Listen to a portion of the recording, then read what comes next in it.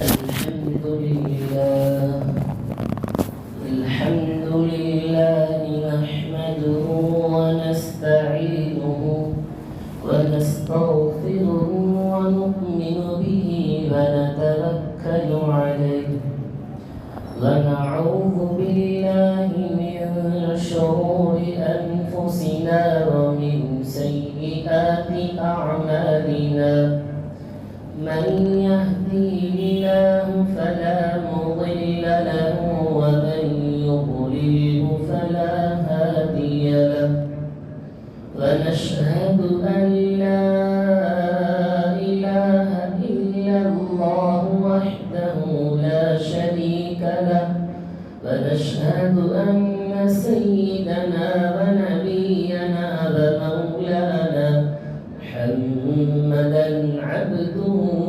ورسوله أرسله بالحق بشيرا ونذيرا وداعيا إلى الله بإذنه وسراجا منيرا أما بعد أعوذ بالله من الشيطان الرجيم بسم الله الرحمن الرحيم وقل إني أنا النذير المبين كما أنزلنا على المقتسمين وقال تعالى وعجبوا أن جاءهم منذر منهم فقال الكافرون هذا ساحر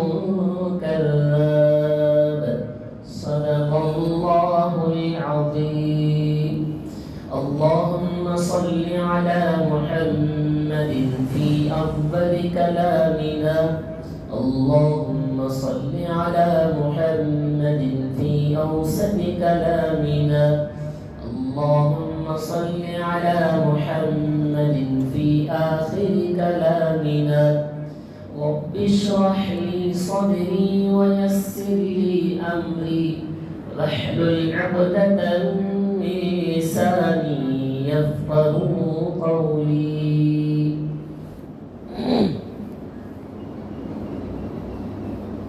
تمام تعریفیں اللہ رب العزت کے لیے سزاوار ہے، لائق تحسین ہے۔ وہی زمین و آسمان کا مالک ہے، وہی چاند ستارے سورج کا مالک ہے، وہی سمندر میں رہنے والی مچھلیوں کا بھی مالک ہے، وہی بلوں میں رہنے والی چونٹیوں کا بھی مالک ہے، زمین کے ہر ذرات کا بھی مالک ہے۔ وہ پروردگار ہے، میرا بھی ہے، آپ کا بھی ہے، جانوروں کا بھی ہے، انسانوں کا بھی ہے، پرندوں کا بھی ہے، تمام چیز اسی کے قبض قدرت میں ہے۔ واللہ علی کل شیء قدیر، تمام چیزیں اسی کے قبض قدرت میں ہیں، وہ ہر چیز پر طاقت رکھتا ہے، وہ جو چاہتا ہے، جسے چاہتا ہے، جیسے چاہتا ہے، اپنے انداز سے ٹھیک کرتا ہے۔ درود و سلام نازل ہو میرے اور آپ کے آقا تاجدار مدینہ احمد مجتبی محمد مصطفیٰ سرور کونین تاجدار مدینہ محمد مصطفیٰ صلی اللہ علیہ وسلم کے لیے کہ جس نے مجھے اور آپ کو بلکہ اس دنیا میں بسنے والے ہر انسان وہ لوگ جو ظلمت میں بھٹکے ہوئے ہیں اور جو ہدایت کی جانب نہیں ہیں، ان کو نور ہدایت کی جانب لے آیا۔ اسی کے ذات بابرکت سے نماز کا عظیم تحفہ ملا، اسی کے ذات بابرکت سے قرآن کا تحفہ ہمیں ملا، اسی کی فضل ہے، کرم ہے کہ ہم اس کے امتی ہیں۔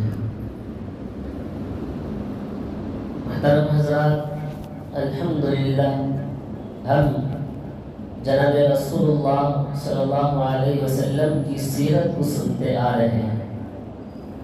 اللہ کے نبی صلی اللہ علیہ وسلم کا بچپنا اللہ کے نبی صلی اللہ علیہ وسلم کی جوانی، اللہ کے نبی صلی اللہ علیہ وسلم کا تجارت، اللہ کے نبی کی شادی، پھر نبوت کے بعد دعوت اسلام کا اللہ کے نبی کا سلسلہ جاری رہا۔ پچھلے جمعہ ہم نے سنا اللہ کے نبی صلی اللہ علیہ وسلم سب سے پہلے ایمان کی دعوت، اسلام کی دعوت دیے، تو وہ سب سے پہلے ایمان قبول کرنے والی آپ کی بیوی حضرت سیدہ حضرت خدیجہ رضی اللہ عنہا ہے۔ پھر اس کے بعد بچوں میں ایمان قبول کرنے والے تھے حضرت علی رضی اللہ عنہ۔ ہم نے پچھلے جمعہ حضرت علی رضی اللہ عنہ کا ایمان قبول کرنے کے واقعات کو ہم نے سنا، یہاں تک ہمارا مسئلہ رکا۔ اب آگے ہم سنیں گے غلاموں میں اسلام قبول کرنے والے کون تھے، اور اسی طرح بڑے آدمیوں میں، مردوں میں ایمان قبول کرنے والے کون تھے، وہ ایمان کیسے قبول کیے۔ اور اسی طرح جب نبی پاک صلی اللہ علیہ وسلم ایمان کی دعوت دینے کے لیے جب کھڑے ہوئے مکہ میں، قریش میں، کفار کے درمیان میں اعلان کر کے اللہ کے نبی جا رہے ہیں اور دین کی دعوت، اسلام میں داخل ہونے کی دعوت دیتے ہیں، تو رحمت دو عالم صلی اللہ علیہ وسلم کے بعد جو ظلم و ستم ہوا اس کو آج سنیں گے۔ بڑا ہی دل دہلانے والا واقعہ ہے، کیونکہ ایسی تکلیفیں برداشت کی ہیں اللہ کے نبی صلی اللہ علیہ وسلم، اس کو لفظوں میں نہیں، تصور بھی نہیں کر سکتے۔ اتنی تکلیفیں نبی پاک صلی اللہ علیہ وسلم نے جھیلی ہیں، صرف اس امت کے خاطر، اسلام کو آگے بڑھانے کے خاطر، ایمان کو قائم رکھنے کے خاطر۔ چلیے سنتے ہیں غلاموں میں اسلام قبول کرنے والے کون تھے۔ حضرت زید بن حارثہ رضی اللہ عنہ۔ حضرت زید بن حارثہ رضی اللہ عنہ کو چند ڈاکوؤں نے ان کو اپنے شہر سے لا کر مکہ مکرمہ میں لا کر بیچ دیا تھا، جس کو خریدی تھی حضرت خدیجہ رضی اللہ عنہا۔ چند سال تک حضرت خدیجہ کے پاس تھے، اس کے بعد حضرت خدیجہ نبی پاک صلی اللہ علیہ وسلم کو تحفے میں دے دیا، اور حضرت زید نبی پاک صلی اللہ علیہ وسلم کے پاس ایک غلام کے طور پر خدمت کیا کرتے تھے۔ ان کے والد، زید کے والد، ان کا نام تھا حارثہ۔ وہ اپنے شہر میں اس بچے کے گم ہو جانے کی تلاش کر رہے تھے۔ جو بھی قافلہ اپنے شہر سے مکہ جاتا ہے حج کے لیے، تو راستے میں کھڑے ہو کر یہ کہتے کہ میرا بیٹا زید غائب ہے، اگر آپ کو مکے میں میرا بیٹا نظر آ جائے تو آپ مجھے اطلاع کرنا، میں اپنے بیٹے کو لینے کے لیے چلا جاؤں گا۔ تو بہت سارا قافلہ شہر سے نکلتا ہے، مکہ المکرمہ پہنچتا ہے، حج وغیرہ کا فرائض انجام دے کر آ جاتے ہیں۔ تو ایک مرتبہ ایک قافلہ گیا، مکہ میں ٹھہر کر حضرت زید کی تلاش کرنا شروع کیا، یہاں تک کہ ان کو معلوم ہو گیا کہ حضرت زید رضی اللہ عنہ مکے میں۔ وہ قافلہ مکہ سے حج کرنے کے بعد واپس ہوئے تو حضرت حارثہ یعنی حضرت زید کے والد حارثہ کے پاس جا کر کہنے لگے کہ آپ کا بیٹا زید مکہ میں ہے۔ تو حضرت زید کے والد حارثہ اور ان کے بھائی کعب، یہ دونوں مکہ پہنچے، حضرت زید کی تلاش کرتے کرتے نبی پاک صلی اللہ علیہ وسلم کے پاس پہنچ گئے۔ جا کر کہنے لگے یا رسول اللہ، آپ کے پاس میرا بیٹا زید ہے، آپ جتنا رقم چاہے لے لو، جتنا فدیہ چاہے لے لو، آپ میرے بچے کو یعنی زید کو ہمارے حوالے کر دیں۔ تو نبی پاک صلی اللہ علیہ وسلم نے کہا کہ پیسے کی ضرورت نہیں ہے، فدیے کی بھی ضرورت نہیں ہے، میں زید کو یہاں تمہارے سامنے بلاتا ہوں اور زید کو یہ کہوں گا کہ تجھے اختیار ہے، تو اگر تیرے والد کے ساتھ جانا چاہے تو چلے جا، اگر نہیں تجھے یہی رکنا ہے تو رک جا، میں اس کے اختیار میں ہے، میں اسے چھوڑ دیتا ہوں۔ تو حضرت زید کے والد خوش ہوئے، یہ فیصلہ تو اچھا ہے۔ حضرت زید کو اللہ کے نبی بلا کر بھیجے، حضرت زید آ کر کھڑے تو اللہ کے نبی نے پوچھا زید جانتے ہو دونوں کون ہیں؟ حضرت زید نے کہا کہ یا رسول اللہ صلی اللہ علیہ وسلم یہ میرے والد اور میرے چچا ہیں، دونوں کھڑے ہیں۔ اللہ کے نبی نے کہا کہ آپ کو لے جانے کے لیے آئے ہیں۔ تو حضرت زید نے فوراً سوچے سمجھے کچھ تاخیر کیے بغیر فوراً کہنے لگے کہ اللہ کے رسول میں ان کے ساتھ جانے والا نہیں ہوں۔ اللہ کے نبی نے کہا تھا کہ زید تجھے اختیار ہے، اگر تو جانا چاہتا ہے تو اپنے والد کے ساتھ چلا جا، اگر نہیں تجھے اختیار ہے رہنا ہے تو رہ لو، جانا ہے تو چلے جا۔ تو فوراً بغیر سوچے سمجھے حضرت زید کہنے لگے کہ یا رسول اللہ میں جانا نہیں چاہتا، میں یہاں سے ہٹنے والا نہیں ہوں۔ تو حضرت زید کے والد پوچھنے لگے تجھے یہاں آزادی کی اجازت مل رہی ہے، تو غلامی میں رہنا چاہتا ہے، چلو میرے ساتھ، یہاں غلامی میں رہ کر کیا کریں گے؟ تو حضرت زید کہنے لگے ابا جان آپ نہیں جانتے جو اخلاق، جو صفات، جو کردار، جو محبت، جو الفت میں نبی سے رہ کر دیکھا ہوں، ان کے کردار کو جو میں دیکھا ہوں اس سے پہلے میں کبھی نہیں دیکھا، ایسے کردار والے انسان کو میں دیکھ بھی نہیں پاؤں گا، اسی لیے میں یہاں سے آنے والا نہیں ہوں۔ اللہ کے نبی صلی اللہ علیہ وسلم فوراً حضرت زید کے ہاتھ کو پکڑے اور ایک مجمع میں باہر لے گئے اور لے جا کر اللہ کے نبی کہنے لگے اے قریش مکہ کان کھول کر سن لینا، آج سے زید آزاد ہے، آج سے زید آزاد ہے، میں زید کو اپنا لے پالک بیٹا بناتا ہوں۔ حضرت زید کو اللہ کے نبی صلی اللہ علیہ وسلم نے آزادی بھی کر دیا اور اپنا لے پالک بیٹا بھی بنا دیا، یہاں تک کہ اللہ کے نبی صلی اللہ علیہ وسلم جب تک حضرت زید باحیات تھے، حضرت زید سے اللہ کے نبی کو بڑی محبت تھی، کیونکہ اپنا بیٹا مان چکے تھے۔ تو وہاں سے غلاموں میں اسلام قبول کرنے والے کوئی شخص ہے تو حضرت زید ہے۔ اب مردوں میں اسلام قبول کرنے والے حضرت ابوبکر صدیق رضی اللہ عنہ ہیں۔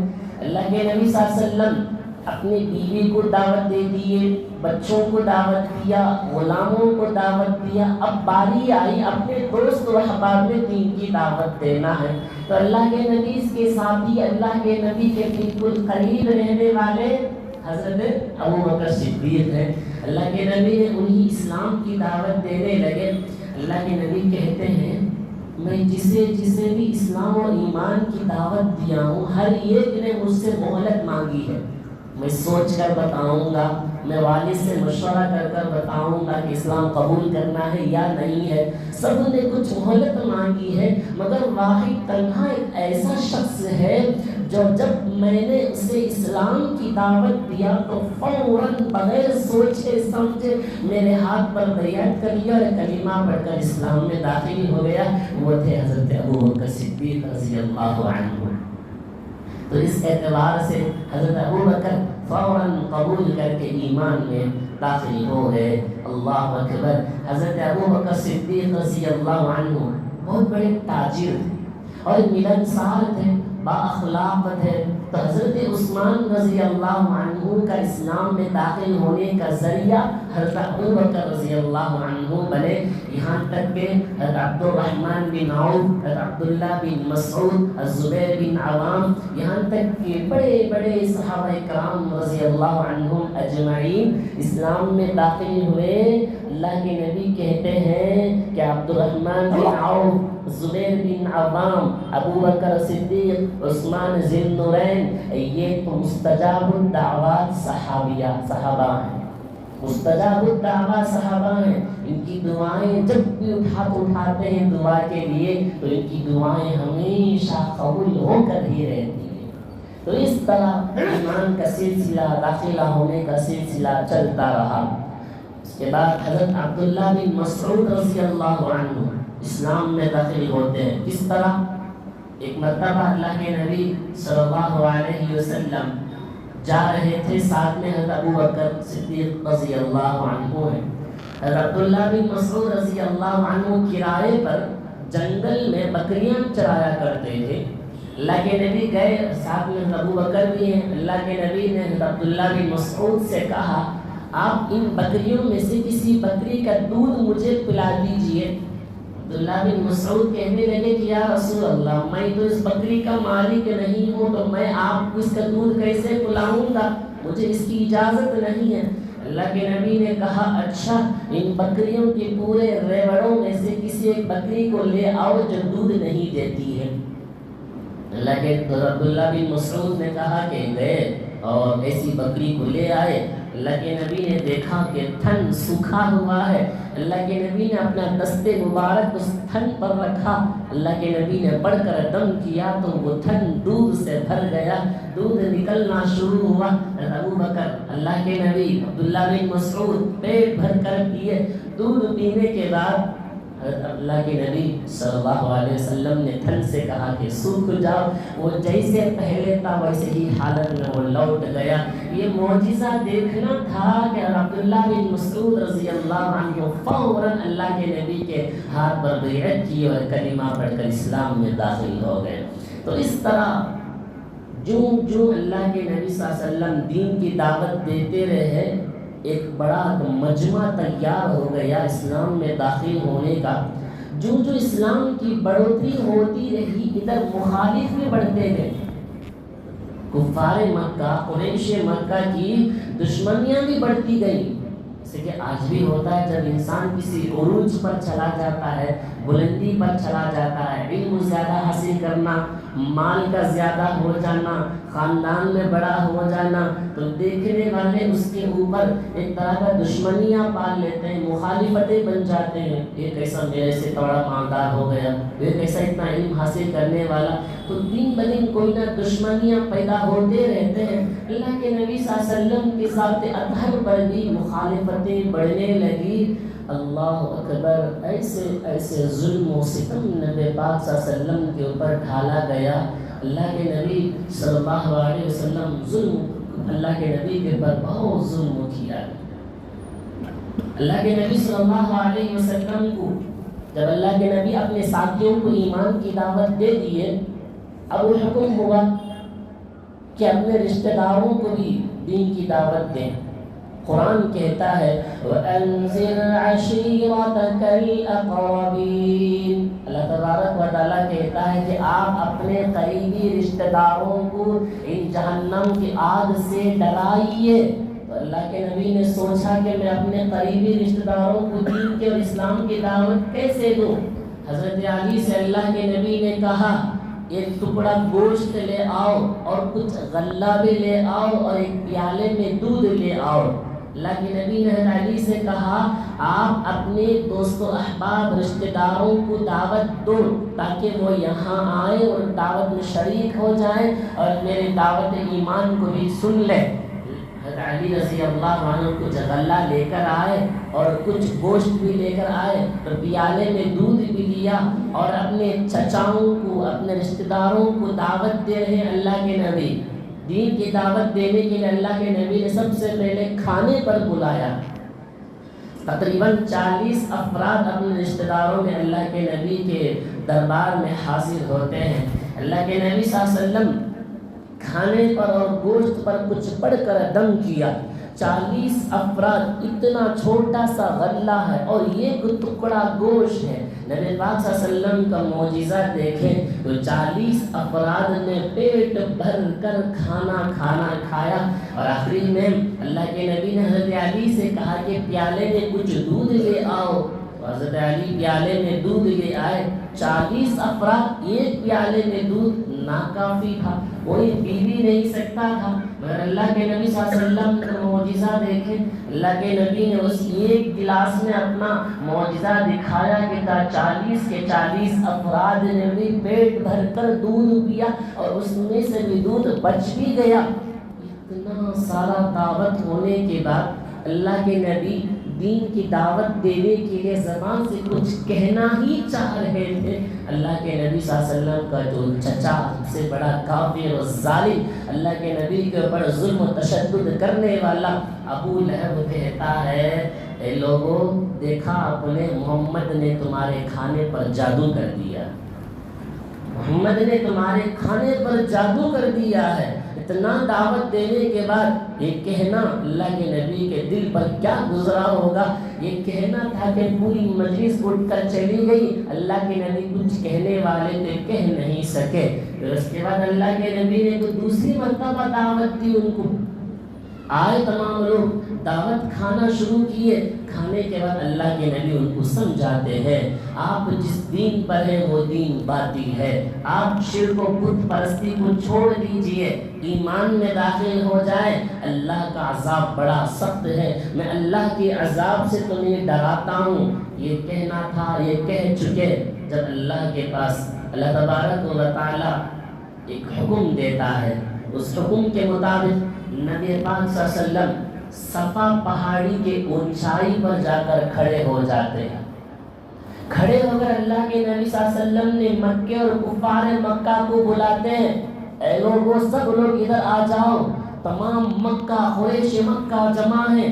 اللہ کے نبی صلی اللہ علیہ وسلم صفا پہاڑی پر کھڑے ہوئے ہیں. اللہ کے نبی صلی اللہ علیہ وسلم سب کو بلایا, سب لوگ حاضر ہیں. اللہ کے نبی نے کہا میں تم لوگوں کو اس لیے جمع کیا ہوں, میں آپ لوگوں سے ایک بات پوچھنا چاہوں گا.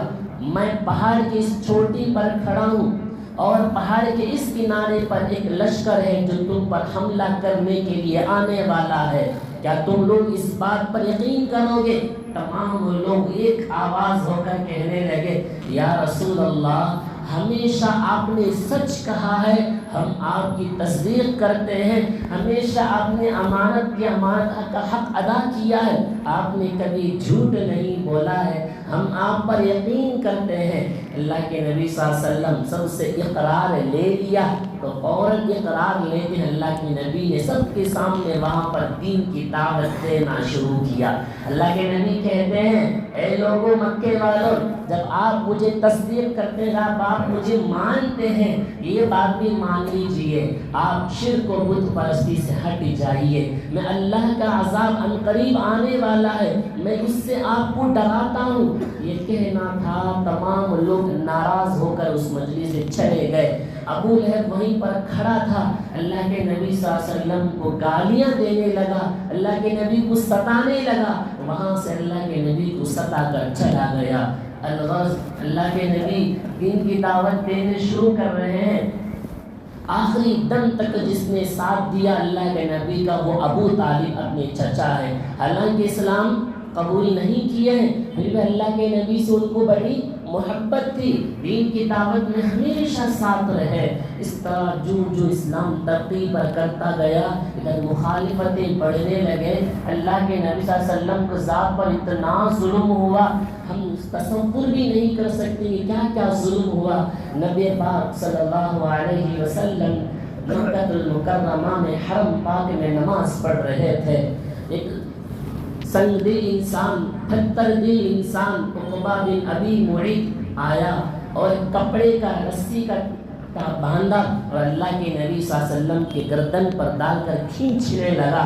یہاں تک اللہ کے نبی صلی اللہ علیہ وسلم کے سانس گھٹنے لگا, زبان باہر آنے لگی. اللہ کے نبی نماز ہی میں ہے, اللہ کے نبی نماز کو نہیں چھوڑا. یہ رسی ڈال کر کھینچ رہا ہے اللہ کے نبی کی گردن کو. اتنے میں حضرت ابو بکر صدیق رضی اللہ عنہ دیکھتے ہیں, دوڑتے ہوئے آئے اور اس کو دھکا دیا. حضرت ابو بکر نے اس عقبہ بن ابی معیط کو مارا بھی ہے. یہاں تک کہ جب اللہ کے نبی صلی اللہ علیہ وسلم کچھ معجزہ دکھاتے ہیں تو کفار مکہ قریش یہ کہتا ہے کہ اللہ کے نبی نے, محمد نے جادو کر کے دکھایا ہے. قرآن اس کا لفظ میں بیان کرتا ہے وَإِن يَرَوْا آيَةً يُعْرِضُوا وَيَقُولُوا سِحْرٌ مُسْتَمِرٌ. قرآن کہتا ہے جب ان کے سامنے کوئی نشانی, کوئی معجزہ اللہ کے نبی لا کر دکھاتے ہیں تو وہ لوگ کہتے ہیں کہ یہ جادوگر ہے. قرآن کہتا ہے وَعَجِبُوا أَن جَاءَهُم مُنذِرٌ مِّنْهُمْ فَقَالَ الْكَافِرُونَ هَذَا سَاحِرٌ كَذَّابٌ. قرآن کہتا ہے وَعَجِبُوا, وہ لوگ تعجب کرنے لگے, أَن جَاءَهُم, کہ ان کے پاس کوئی ڈرانے والا آیا ہے تو وہ لوگ کہتے ہیں تو جادو اور جھوٹا ہے. قرآن یہ بھی کہتا ہے وقال الذي يا أيها الذي نزل علیہ الذکر انک لمجنون. کہتے ہیں کہ کوئی دیوانہ آیا ہے ہمارے پاس، کسی باتیں کو لا کر پیش کرتا ہے. اس طرح اللہ کے نبی کو دیوانہ کہتے ہیں، پاگل کہتے ہیں کہ نعوذ باللہ. یہاں تک کہ جب اللہ کے نبی صلی اللہ علیہ وسلم قرآن پڑھا کرتے ہیں تو کفار مکہ اللہ کے نبی کو یہ کہتے ہیں، اللہ کے نبی کو قرآن کو حضرت جبرائیل کو نعوذ باللہ گالیاں بکنے لگتے ہیں. جب نبی پاک صلی اللہ علیہ وسلم قرآن مجید کی تلاوت کرنے لگے تو گلی میں گلی کوچوں میں اوباش لڑکوں کو، ظالم قسم کے لڑکوں کو بٹھا کر اور سیٹیاں بجاتے تھے، تالیاں بجاتے تھے کہ کسی کے کان میں قرآن مجید کا ایک لفظ سنائی نہ دے. اس طرح اللہ کے نبی کو ستانا شروع کیا. ایک مرتبہ نبی پاک صلی اللہ علیہ وسلم بازاروں میں، میلوں میں جا کر قرآن مجید کو پڑھ کر سنایا کرتے تھے. پیچھے سے ابو جہل آتا اور مٹی اٹھا کر نبی پاک صلی اللہ علیہ وسلم کی ذات پر ڈالتا اور یہ کہتا کہ یہ جھوٹا ہے، اس کی بات مت ماننا کیونکہ یہ بت لات و عزا سے ہمیں دور کرنا چاہتا ہے. اتنا ہی نہیں، ابو جہل نبی پاک صلی اللہ علیہ وسلم کے اوپر کیا کیا ظلم کیا. نبی پاک صلی اللہ علیہ وسلم حرم پاک میں نماز پڑھ رہے تھے. ابو جہل کہتا ہے کہ پاس کے قریب میں ایک اونٹنی ذبح ہوئی ہے، اس اونٹنی کی اوجھڑی، اس اونٹنی کی گندگی لا کر محمد کے اوپر کون ڈالے گا. ایک ظالم کھڑا ہوتا ہے، اس کا نام عقبہ بن ابی معیط ہے. وہ گیا اور گندگی اونٹ کی اوجھڑی لایا، ذات اطہر پر، رحمت للعالمین پر، محمد عربی صلی اللہ علیہ وسلم پر. اللہ کے نبی سجدے میں ہیں، کاندھے پر اور پیٹھ کے اوپر اس گندگی کو لا کر ڈال دیا. اللہ کے نبی سجدے ہی کی حالت میں ہے، اٹھنے کی طاقت نہیں ہو رہی ہے. اتنا وزنی بوجھ گندگی سب کچھ ڈال دیا جائے کیسے اٹھ پائیں گے نبی پاک صلی اللہ علیہ وسلم. اللہ اکبر. یہ دیکھنا تھا. حضرت فاطمہ کم سین بچی تھی، تڑپ گئی، دوڑتے ہوئے آئی اور کفار مکہ، کفار قریش کو گالیاں بکنے لگی اور ان کو بددعائیں بھی دینے لگی. اتنے سے معصوم سے ہاتھ سے اس گندگی کو کھینچ کر ڈالا. نبی پاک صلی اللہ علیہ وسلم اٹھے، نماز سے فارغ ہوئے، فوراً سلام پھیر کے زبان اطہر سے اللہ کے نبی نے بد دعا دی، اے اللہ اس کفار قریش کبھی نہ چھوڑنا، اس کفار قریش کبھی نہ چھوڑنا. 3 مرتبہ اللہ کے نبی نے جملہ استعمال کیا. اس وقت میں اللہ کے نبی نے ابو جہل کا نام لیا، امیہ بن خلف کا نام لیا، عتبہ بن ابی معیط کا نام لیا. اللہ اکبر. اللہ کے نبی نے ان لوگوں کو بد دعائیں دی. عبداللہ بن مسعود رضی اللہ عنہ کہتے ہیں کہ جنگ بدر میں ہم نے ان لوگوں کے لاش کو زمین پر پڑتا دیکھا کہ ان کو رسی سے پکڑ کر کھینچ کر لے جا کر گڑھے میں ڈالا گیا. اللہ کے نبی نے جنگ بدر میں کہا، میں دیکھ رہا ہوں کہ ان قبر والوں پر اللہ کی لعنتیں برس رہی ہے. اللہ کے نبی کی ذات کو گالیاں بکنے لگے. اللہ اکبر. ایک مرتبہ حضرت زیمات ایک صحابی ہیں، وہ مکہ المکرمہ کسی کام سے آئے تھے، مکہ کسی کام سے آئے تھے. کفار مکہ حضرت زیمات کو گھیرنے لگے کیونکہ حضرت زیمات علاج کرنے والے تھے، پاگلوں کا علاج کیا کرتا تھا اور اسی طرح جادوگروں کا علاج کیا کرتا تھا. کفار مکہ کہنے لگے، ہمارے شہر میں ایک لڑکا پیدا ہوا ہے جو عجیب عجیب باتیں کرتا ہے، ہم چاہتے ہیں کہ آپ اس کا علاج کریں.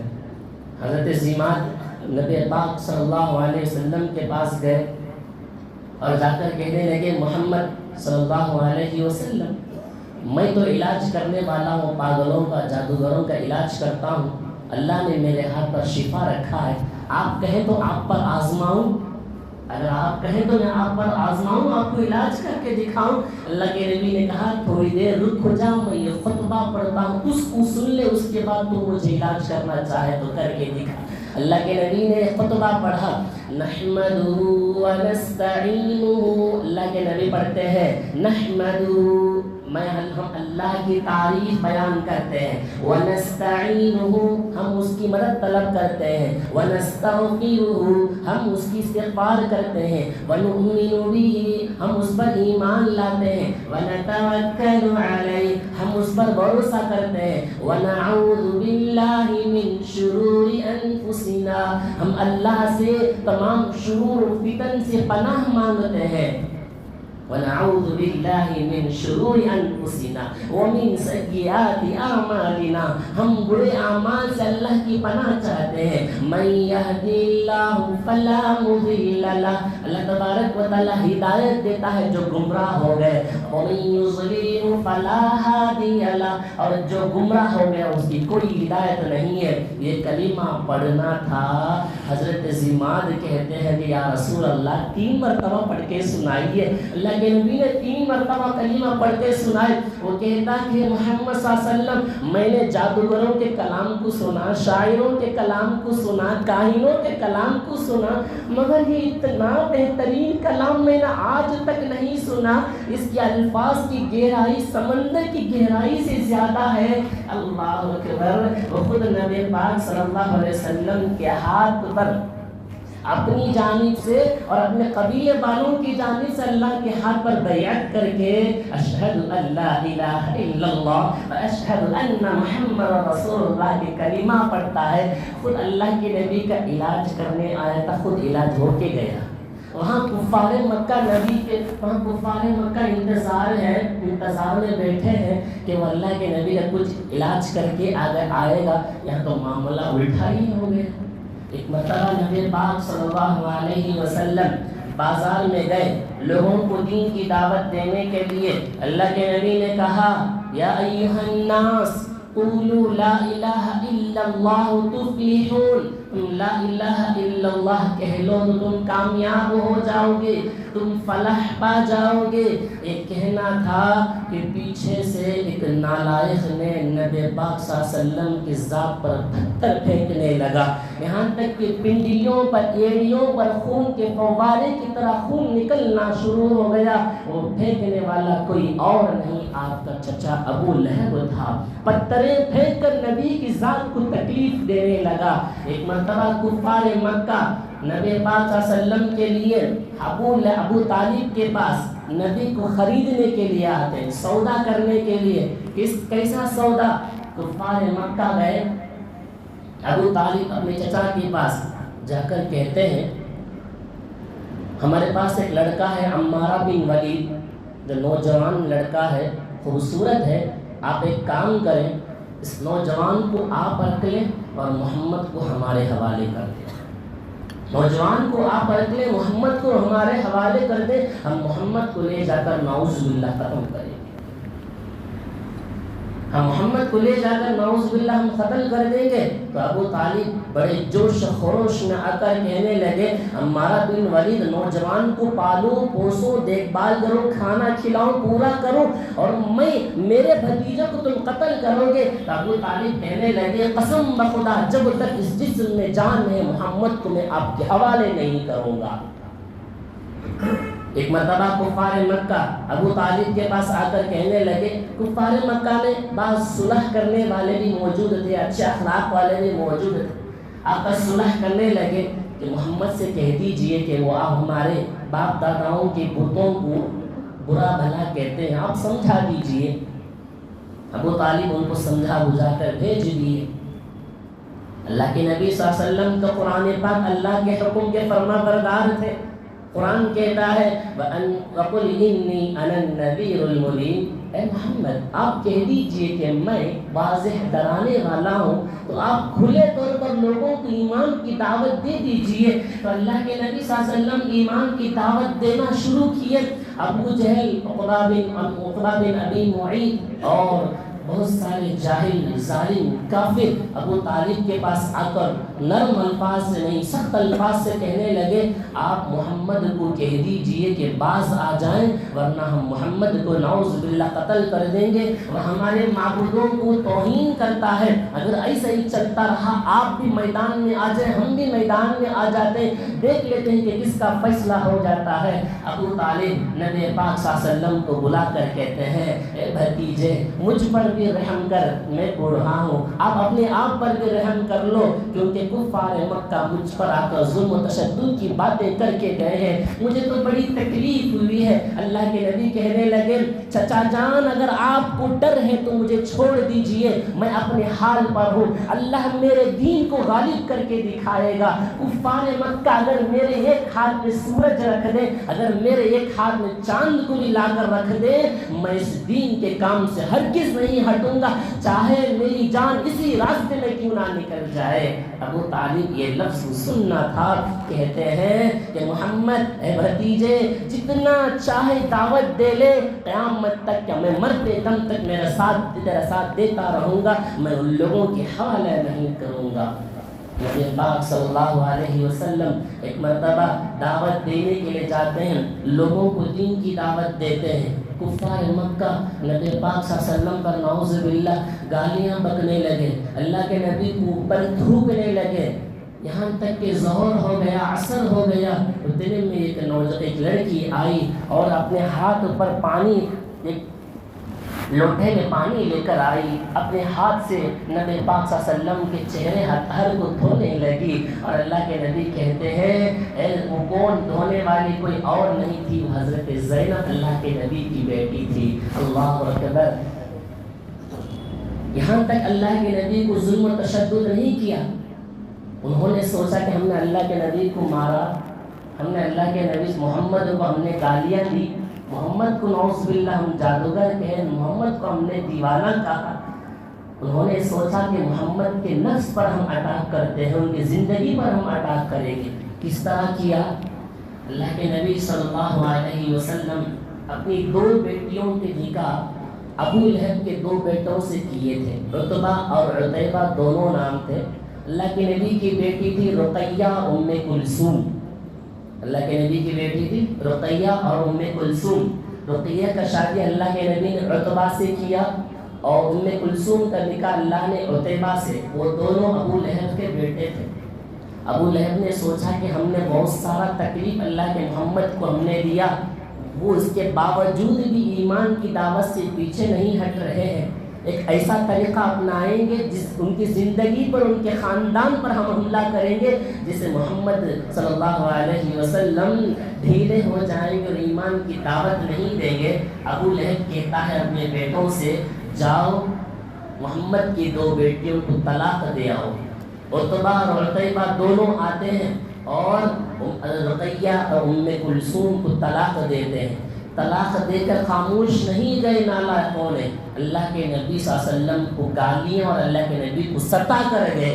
ایک مرتبہ نبی پاک صلی اللہ علیہ وسلم مسجد حرام میں ہیں، حضرت ابو بکر ساتھ میں بیٹھے ہیں، یہاں سے عتیبہ اس کا بڑا بیٹا آیا اللہ کے نبی کے پاس، اتنے دور کے فاصلے پر، 1 گز کے فاصلے پر کھڑا ہے، اور آ کر کہتا کہ محمد میں تیرے دین کو ہرگز قبول نہیں کروں گا، میں تیرے دین کو نعوذ باللہ لات مارتا ہوں، اور نعوذ باللہ گالیاں دینے لگی، فحش گالیاں دی اللہ کے نبی کو، یہاں تک کہ اللہ کے نبی کی زبان اطہر کے پر اللہ کے نبی کے چہرے پر تھوکنے لگا، وہ اللہ کے نبی کے چہرے پر نہیں پڑا بلکہ وہ نیچے گرا، تو فوراً اللہ کے نبی نے اس عتیبہ کو، اللہ کے نبی نے بد دعا دی۔ بد دعا یہ تھی کہ اے اللہ اس کو کسی کتوں کے حوالے کر دے، اے اللہ اس کی کسی کتوں میں سے کسی کتے کے حوالے کر دے۔ وہ گیا ابو لہب کے پاس جا کر کہتا ہے، آخری باتیں سن لے، وہ جا کر ابو طالب سے کہتا ہے، ابو طالب پوچھا کیا تو نے عتیبہ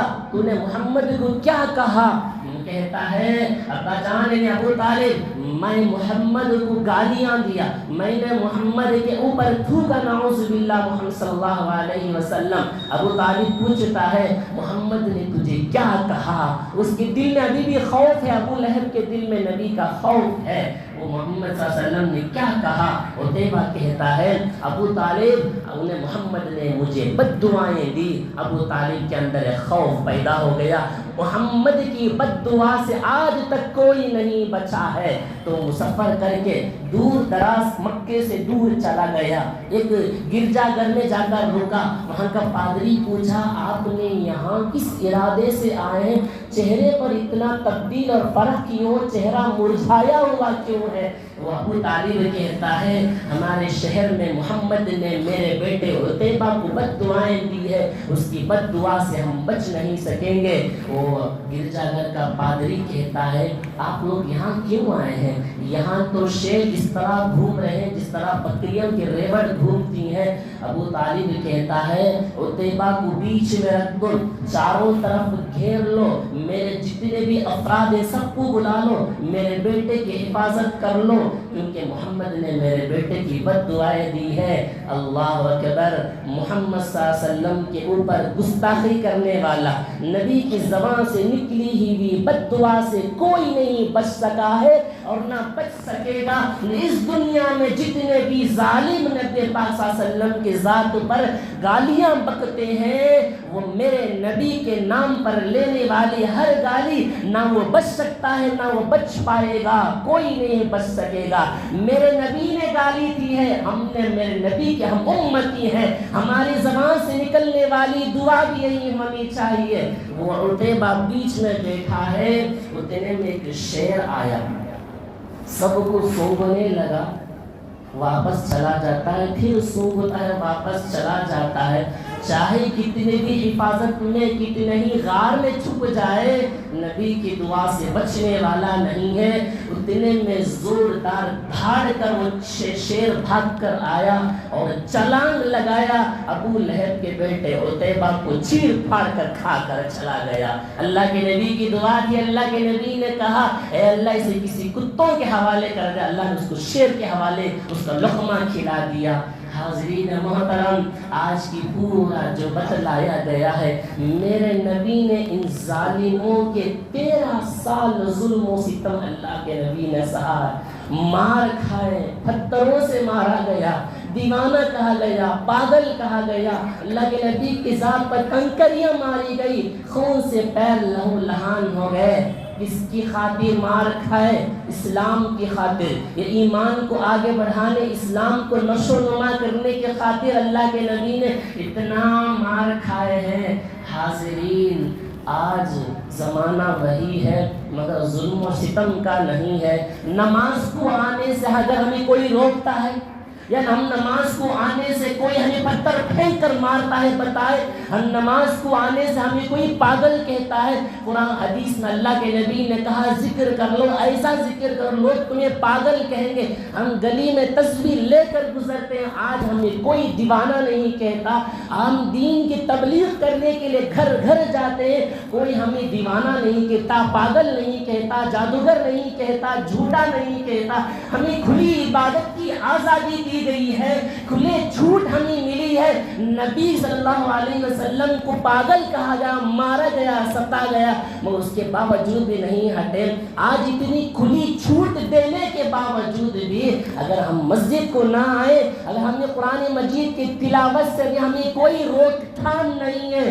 نبی کے زمانے میں نبی قرآن پڑھا کرتے تھے، لوگ اتنا زور سے سیٹیاں بجاتے کہ کوئی قرآن مجید کی آواز کو نہ سن سکے۔ ہم مسجد میں بیٹھ کر ہماری آوازیں اوپر تک جا رہی ہیں، آج ہمیں کوئی روکنے والا نہیں ہے۔ باوجود اتنی چھوٹ کے بھی ہم مسجد کو نہ آئے تو اس سے بڑی بدقسمتی، محرومی ہم سے بڑا کوئی نہیں ہو سکتا۔ وہ ظلم و ستم تو اللہ کے نبی نے سہا، ہم کیا سہیں ظلم، ہم کیا تکلیف سے ہیں؟ ہماری تکلیف اتنی ہی ہے، صبح اٹھے کوئی تکلیف آ گئی، بیماری ہو گئی، پیر میں چوٹ لگا، قرض میں ڈوبے، فلاں ڈوبے، اتنی تکلیف ہماری تکلیف کے سامنے نبی کی تکلیف کا اندازہ اللہ اکبر۔ اگر وہ تکلیف سہ لیتے، اگر وہ مار کھا لیتے، نمونہ ہمارا ایمان کہاں ہو؟ تو لہٰذا حاضرین محترم، آج نبی پاک صلی اللہ علیہ وسلم کی سیرت کو آج ہم نے سنا کہ نبی پاک صلی اللہ علیہ وسلم اس دین کی خاطر، اسلام کی خاطر کیا کیا ظلم و ستم سے ہے۔ انشاءاللہ اگلے جمعہ آپ حضرات کی خدمت میں اللہ کے نبی صلی اللہ علیہ وسلم کے ساتھ اسلام قبول کرنے والے ان غریب مسلمانوں کے ساتھ بھی ان ظالموں نے کیا تشدد کیا، اور اسی طرح جب اللہ کے نبی طائف کا سفر کیے، طائف والوں نے اللہ کے نبی صلی اللہ علیہ وسلم کے اوپر کیا کیا ظلم کیے ہیں۔ پھر اس کے بعد سفر معراج کا بھی واقعہ ہے، انشاءاللہ اگلے جمعہ آپ حضرات کی خدمت میں دعا کریں اللہ تعالی ہم سب کو نبی پاک صلی اللہ علیہ